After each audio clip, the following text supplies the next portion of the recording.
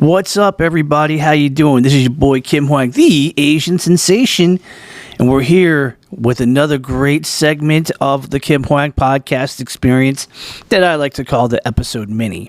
Now, for those as a reminder that may not know what it's all about, we basically take a subject matter and we cover that, and it's basically an abbreviated version of a full-length episode, but we kind of cram it into about 10 minutes, give or take.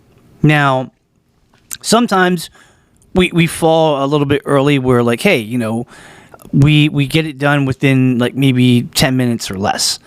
Cool. That's awesome. Sometimes we finish on time, which is rare, but that's awesome. And then we do eventually sometimes on an episode mini, we have been guilty to finish a little bit, over the time limit. Like, if I'm doing a 10-minute episode mini and it flexes out to be about 15 minutes or so, it's okay. I'm just here to do my thing, and that's it. No theme music, none of that stuff, no Q&A. It's just me, my thoughts, and a one subject matter, And, today I want to go ahead and talk about something that happened.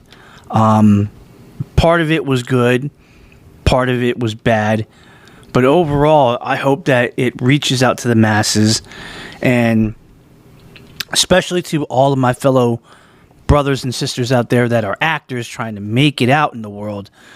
This might be a lesson to you, a valuable lesson, and a thing to look, like a little key item to kind of look after yourself and to, put that train of thought in your brain. Like, oh my gosh, like I didn't know that could ever happen. But, now that, I was informed that it happened to a person who's talking about it openly, I got to keep my guard up. Recently, I got wrapped in a movie production that took place in the DMV, specifically around Washington, D.C. area. And it was great, because I got picked up and I was given a chance and an opportunity on that. Now, before I proceed any further, I don't want to mention the production's name. I don't want to, mention any crew members, and I don't want to mention any cast members because I just don't want to put their names out there. I feel like, if I didn't get permission to do so, then I can't use their information. I can't use their label. They didn't say that I couldn't be general about it and use pronouns. So that's where I'm going to go with it.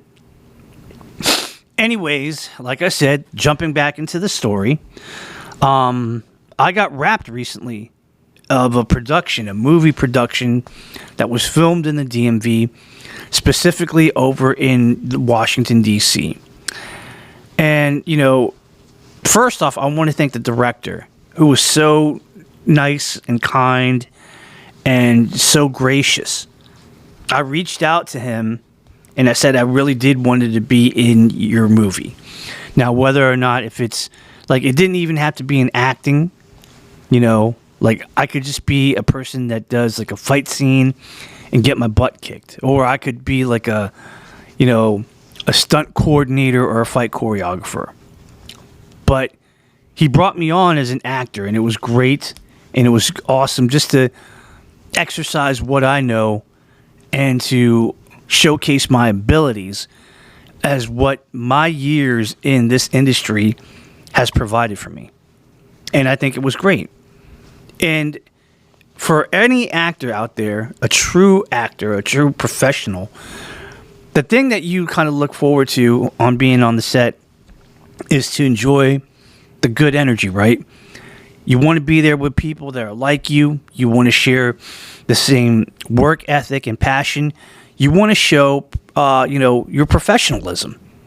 And that's what, that if for anything, you just want to show your professionalism and you want to show respect, right? Because if you show respect to people, that looks good on you. If you show your professionalism, that really looks good on you. The one thing I've always been taught is that sometimes there might be a snake in the grass. You know what I mean? There might be somebody that you may not jive with very well. Somebody that you may not share that same type of energy. You may not favor that person. And I've always been taught that if there's somebody that you don't favor and it's really an uncomfortable situation, the best thing that you can do is avoid talking to that person. Just stick to yourself. Keep focused on what you need to do. Keep on point. And keep it moving. You know what I mean? And when Saturday came, this past Saturday, I found myself in that situation where there were two actors who I just am very uncomfortable with. One of them, I know him, and it was like, okay. But I think we have a mutual understanding that, we'll just not really communicate with each other verbally. He'll go to his corner, I'll go to my corner. We won't say anything, and we'll just keep it professional that way. And that I can at least, I can actually appreciate that with that person. So in that respect, for that day, I didn't have a problem with that. What I did have a problem was that there was an actress who was there that was really, for lack of a better term, made me feel really uncomfortable and gave me the heebie-jeebies. I heard about this particular person from many different sources, not just one, but a lot, that had warned me about this particular actress. And I kind of saw it, I saw the painting on the wall. I kind of, pieced it all together. And these are people who I know in the industry who I can trust. These are people who I have a lot of respect for. And when this particular actor, she was on the set, I was like, oh, dear Lord, here we go again. And I wanted to make sure, in order for me to have a good time on the set and to keep myself focused and to keep myself in a good place, I wasn't going to talk to that person. I really wasn't. I just felt like, hey, if you just not associate with that person on the set, then you're good. You might be in the same area, but just, when you have a chance, walk the other direction, get out of harm's way. Don't communicate. Just stick to your guns and do what you need to do, right? Well, I'm walking around the corner, and then she just looks at me, and that's when it started. She started to unleash her proverbial guns, if you will. She started the attack. And she's like, why are you avoiding me? Blah, blah, blah, blah, blah. And this and that and everything. And she's already starting to make it very uncomfortable for me. And this is coming from a guy that suffers a lot with mental health challenges. My thing is that if there's a person that causes me a lot of anxiety and frustration and just puts me in a bad place, my objective is to get out of there. And I just kind of froze because, she got me. She really did. And, she was like, I'm not trying to make it awkward. I'm not trying to do this or anything, but I really want to know. And I'm like thinking to myself, number one, you're already making it awkward because I'm feeling really uncomfortable. And number two, I don't even know why you're in front of my face. Because honestly, I don't really favor you. And I know you don't favor me. But somehow, we kind of have to put this facade on, this mask on, when we're on the set. And I let her know. I was like, look, I got to be honest with you. I'm here for a purpose. I am here because I was requested to be on the set. I got to keep myself on point. You know, as a professional, I got to keep my my eye on the prize. I got to keep attention to everything, and I just don't have time for this. You know, and I think as you know, you being a professional actor yourself, you need to follow that same protocol too. You know, I all I want to do is just to be here, do what I have to do, you know, do a good job, be a professional, and get out. That's it. That's all I want to do. I don't think it's any it's a unreasonable request. And, you know, to be honest with you, I wanted to say a little bit more things that were like a little bit more unlike me. Now, I'm not talking about like dialogue of, you know, I'm not saying that I would threaten this person, but I definitely felt like, you know, the bad side of me would have came out and would have through profanity words and this, that, and everything. But I didn't want to. Because number one, I knew better than that. My godmother, who is from Barbados, had always taught me, and I quote, if you can't say anything nice to people, then don't. It's not worth your time. It's not worth fighting over. You're better off just turning the other cheek and walking away. And I did that almost to the T. Number two, there are a lot of people there. I mean, we're talking about other cast members, other people with the crew. We had a production team that we had the whole nine, including somebody who was very established. And I wasn't going to embarrass myself in that way. But I'm not going to be anybody's punching bag. And again, I told her, like, look, if you're a professional actor, you know, you should be acting professionally.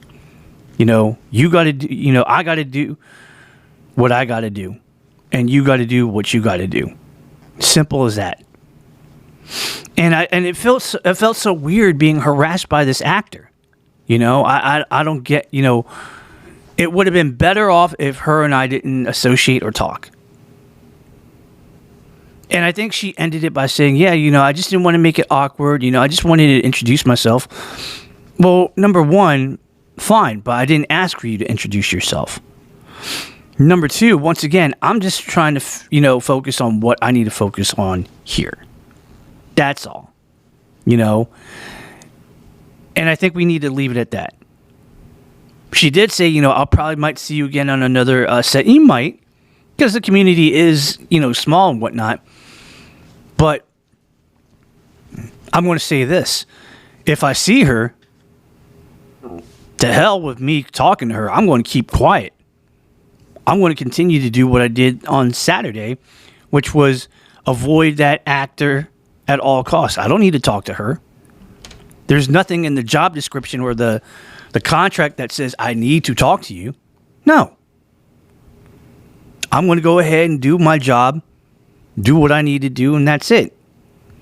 And if avoiding this person makes me feel a little bit more comfortable about myself so that I don't, you know, blow a mental health gasket, that's what I'm going to do.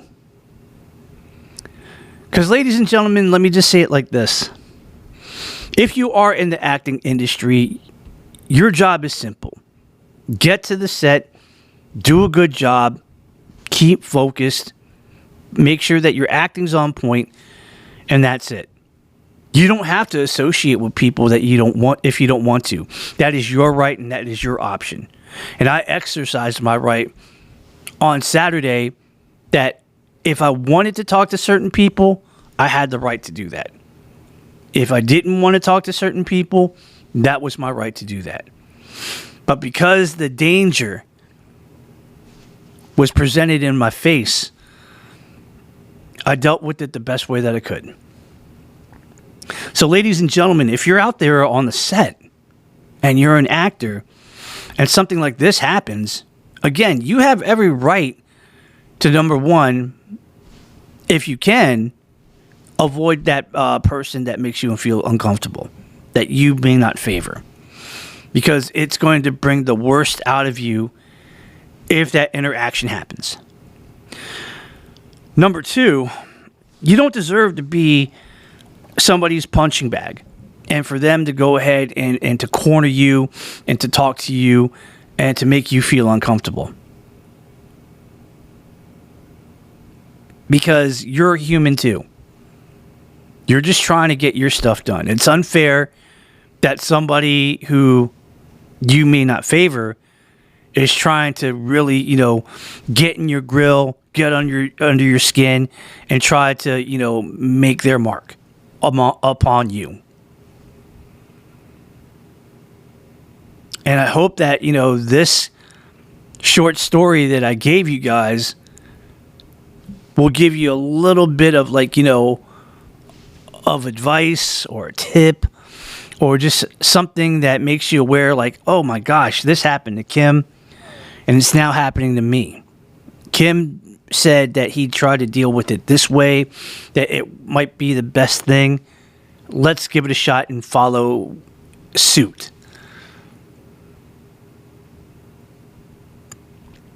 And again, I don't blame the production crew.